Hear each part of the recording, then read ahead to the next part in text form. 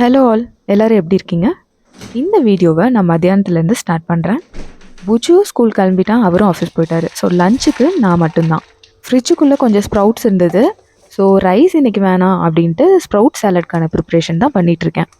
எல்லாம் சேர்த்து பண்ணி வச்சுட்டா, அதுக்கப்புறம் ஈவினிங் புஜு வந்தாலும் ஸ்நாக்ஸாகவும், அவருக்கும் டீ டைமுக்கு வருவார். ஸோ அதனால் டீக்கு ஸ்நாக்ஸாகவும் கொடுத்துடலாம். இன்றைக்கி கொஞ்சம் எனக்கு காரமாக ஸ்ப்ரவுட் சாப்பிட்ணுன்னு தோணலை. அதனால இனிப்பாக ஏதாவது ஃப்ரூட்ஸ் எல்லாம் ஆட் பண்ணி சாலட் மாதிரி பண்ணலான்னு பண்ணிகிட்ருக்கேன். ஸ்ப்ரவுட்ஸை லைட்டாக வார்ம் வாட்டரில் கொஞ்சம் வாஷ் பண்ணிட்டேன். ஏன்னா 2-3 நாளாக ஃப்ரிட்ஜில் இருந்தது, கொஞ்சம் சில்னஸ் இருக்கும். ப்ளஸ் அதில் இந்த மைக்ரோபியல் ஃபார்மேஷன் இருந்ததுன்னா லைட்டாக அந்த வார்ம் வாட்டரில் போட்டால் கொஞ்சம் வாஷ் ஆகிடும். அதனால கொஞ்சம் வாஷ் பண்ணி எடுத்துகிட்டு ஃப்ரூட்ஸ் எல்லாம் கட் பண்ணி கொஞ்சம் pepper, salt, lemon juice and chaat masala இதெல்லாம் சேர்த்துட்டேன். இதெல்லாம் சேர்க்காம சாப்பிட்டா இன்னும் நல்லது தான். பட் எனக்கு அந்த டேஸ்ட் வந்து பிடிக்கும் அப்படிங்கிறதுக்காக நான் இதெல்லாம் ஆட் பண்ணிட்டேன். ஸ்ப்ரவுட்ஸை மட்டும் சாப்பிட்டோம் அப்படின்னா ஒரு மாதிரி விக்கிக்கிற ஃபீலிங் இருக்கும். அதுக்காக கூட ஏதாவது லிக்விட் எடுத்துக்கிட்டால் நல்லாயிருக்கும். யூஸ்வலாக நான் மோருக்கு தான் குடிப்பேன், மோரில் கொஞ்சம் ஓமம் கலந்து. இன்றைக்கி கொஞ்சம் ஹாட்டாக குடிக்கணும் அப்படின்னு தோணுனால கொத்தமல்லி காஃபி போட்டிருக்கேன். நல்லா கொதிக்கிற தண்ணியில் ஒரு டேபிள் ஸ்பூன் கொத்தமல்லியை நல்லா க்ரஷ் பண்ணி போட்டு, மிக்ஸியில் பொடி பண்ணாதீங்க, அது ரொம்ப பொடியாயிடும். அது கூட கொஞ்சம் சுக்கு, ஏலக்காய் தூள் கலந்து கொதிக்க வச்சதுக்கப்புறம் கடைசியாக நாட்டு சக்கரை போட்டு கொதிக்க வச்சு வடிகட்டுனீங்கன்னா நம்மளோட கொத்தமல்லி coffee ready.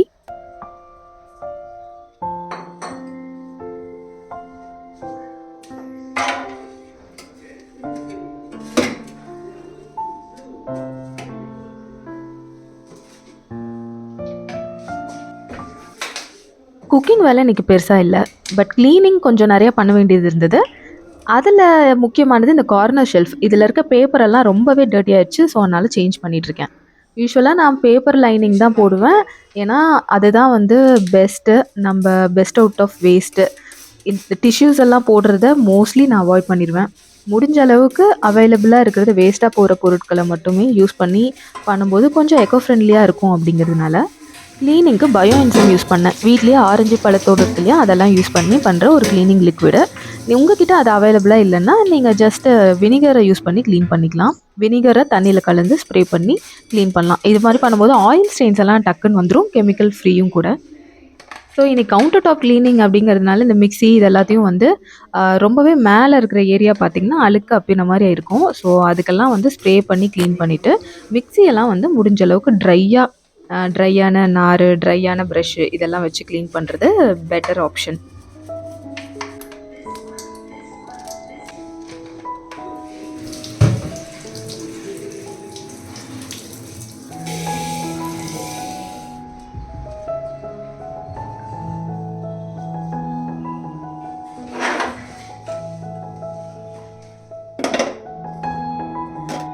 Counter top cleaning எல்லாம் முடித்த உடனே டைனிங் டேபிளில் கொஞ்சம் அரேஞ்ச் பண்ண வேண்டியது இருந்தது.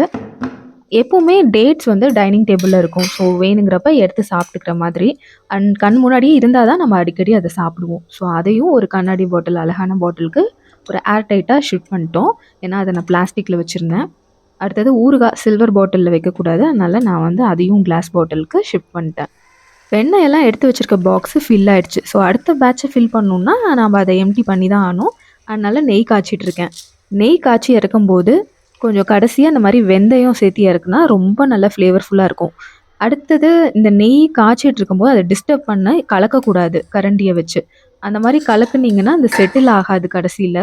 ஸோ கடைசி வரையிலும் அதை டச் பண்ணாமே விட்டுரும். அந்த மாதிரி வரும்போது நம்ம எந்த வடிகட்டியும் யூஸ் பண்ணாமல் நம்ம நெய்யை வடித்து எடுத்துக்கலாம். காய வச்சுருந்தா எல்லா பொருளும் காஞ்சிருச்சு. ஸோ வேறு பேப்பர் எல்லாம் போட்டு நீட்டாக அதெல்லாம் அந்தந்த இடத்துல எடுத்து வச்சாச்சு. இன்றைக்கி நைட்டுக்கு டின்னர் பார்த்திங்கன்னா ரொம்ப சிம்பிளான இட்லி தான். மாவு வந்து புதுசாக ஆட்டி வச்சுருந்த மாவு, அதனால் ஃப்ரெஷ்ஷாக இட்லி ஊற்றினா ரொம்ப நல்லாயிருக்கும். இட்லி வித் சிம்பிளான தேங்காய் சட்னி. இதுதான் மோஸ்ட்லி யூஸ்வலாக எங்கள் வீட்டில் வந்து டின்னராக இருக்கும். சிம்பிளான ஒரு டின்னர். மோஸ்ட்லி நான் வீடியோ வந்து இந்த மாதிரி இருக்கும்போது ஷூட் பண்ண மாட்டேன். ஏதாவது டிஃப்ரெண்ட்டாக செய்யும்போது தான் நான் ஷூட் பண்ணுவேன்.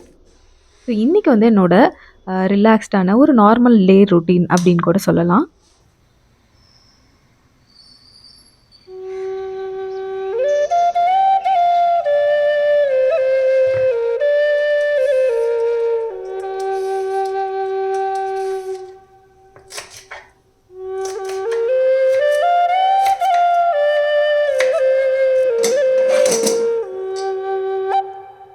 Next day Thaipusam. So mostly traditional recipes தான். சாம்பார் இன்னைக்கு. எல்லா காய்கறிகளையும் போட்டு மிக்ஸ்டு சாம்பாரா வச்சுட்டேன்.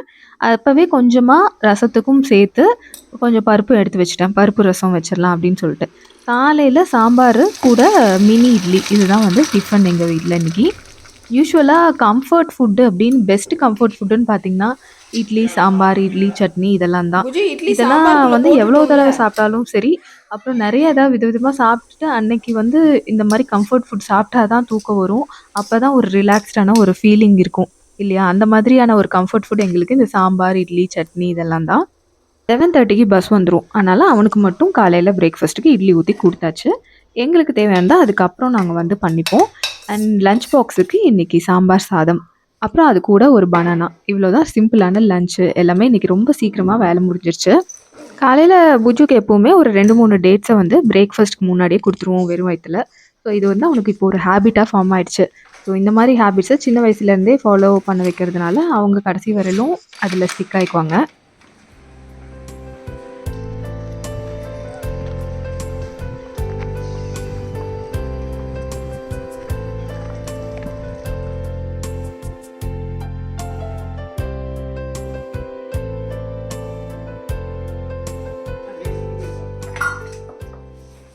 ஒரு சில பொருட்கள் வந்து நம்மகிட்ட இல்லாதப்ப தான் அதோட வேல்யூ நமக்கு புரியும்னு சொல்லுவாங்க. அந்த மாரி ஒரு விஷயம் தான் இந்த ஃபோல்டபுள் டேபிள்.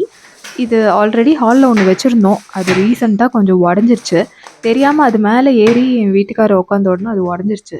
இந்த ஸோ கலர் இந்த நல்லா தடவ மேட்சிங்கா டேபிள் வாங்குனப்ப போட்டுருக்கோம். அதில 100 கேஜிஸ் வெயிட் தாங்கும் அப்படின்னு ஆ தெரிஞ்சதுக்கு அப்புறம் தான் இத ஆர்டர் பண்ணோம். இது இன்னுமே லுக்கு, ஃபீலு ரொம்ப அழகா இருந்துச்சு.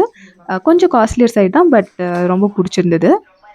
என்னோட ஒர்க் ஸ்பேஸ், புஜுவோட ரைட்டிங் டேபிள், அது மட்டும் இல்லாம கெஸ்ட் எல்லாம் வந்தாங்கன்னா, இதான் சர்விங் டேபிளா இருக்கும். ஸோ நெறைய use.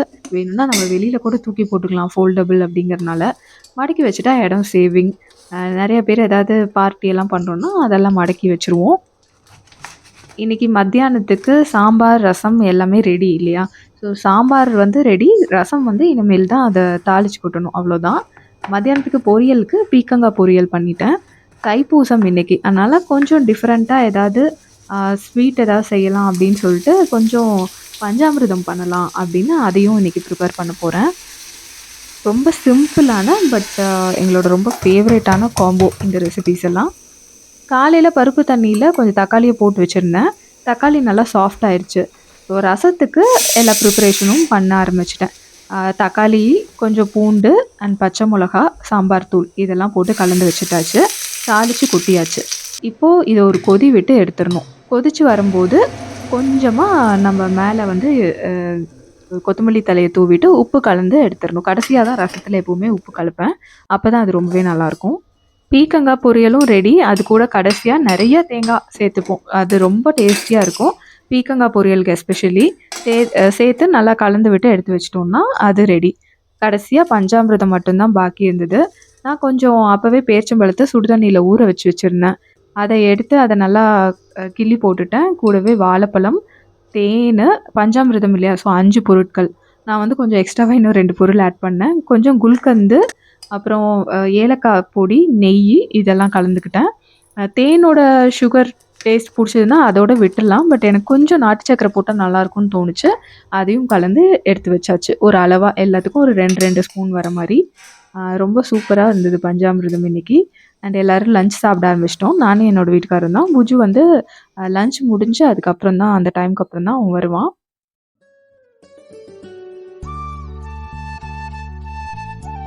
What is your name? My name is Googleton Assistant and Litherton, Google Assistant for short. Pleased to greet you. Hey Google, call me Buju. With that, I need your permission to allow Assistant personal results on this device.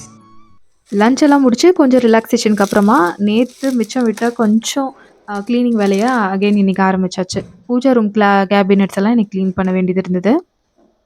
திருச்செந்தூரின் கடலோரத்தில் table வந்தாலும் வந்தது. அதை ஃபுல்லாக நாங்கள் fill பண்ண ஆரம்பிச்சிட்டோம். அந்த table மேலே வச்சு தான் எல்லா கிளீனிங் ப்ராசஸும் பண்ணிட்டு இருந்தேன். அப்பப்போ கோயிலுக்கு போயிட்டு வர்றது அண்ட் வீட்டில் ஏதாவது பூஜைன்னு கூப்பிடுவாங்க பக்கத்து அப்பார்ட்மெண்ட்லலாம். ஸோ அந்த மாதிரி போயிட்டு வந்து குடுக்குற பொருட்கள் எல்லாம் அப்படியே அங்கேயே போட்டு வச்சுருவோம். அது எல்லாத்தையும் எடுத்து அந்தந்த பாக்ஸில் இந்த செப்பரேட்டர் பாக்ஸில் நான் போட்டு ப்ராப்பராக எடுத்து வச்சுட்டேன். அதுக்கப்புறமா இந்த கிச்சனில் இந்த ரேக்கு இது வந்து ரொம்ப நிறைய பொருட்களை அகாமடேட் பண்ணிட்டு இருந்தது. ஸோ அதெல்லாம் கொஞ்சம் ஆர்கனைஸ் பண்ண வேண்டியது இருந்தது.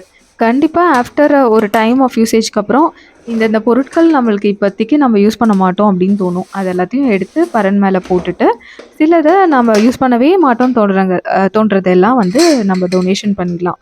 ஒரு வழியாக இதில் வந்து என்னென்ன வைக்கணும்னு முடிவு பண்ணிட்டேன். பேக்கிங் சப்ளைஸ், அதுக்கப்புறம் கிச்சன் டூல்ஸ், வேஃபில் மேக்கர், பணியாறுகள், மினி இட்லி பாத்திரம், முறுக்கு பொடி, கட்டரு இதெல்லாம் வந்து அடிக்கடி எடுப்போம் இல்லையா, அந்த ஸ்டீமர் உட்பட. ஸோ அது எல்லாத்தையும் நான் இதுக்குள்ள வச்சுருக்கேன். ஓரளவுக்கு ஆர்கனைஸ் ஆயிடுச்சு இந்த ஸ்பேஸ். அண்ட் இன்னைக்கு வீடியோ இவ்வளோ தான். இன்னொரு நல்ல கண்டென்ட்டோட மறுபடியும் நான் உங்களை மீட் பண்ணுறேன். Bye friends.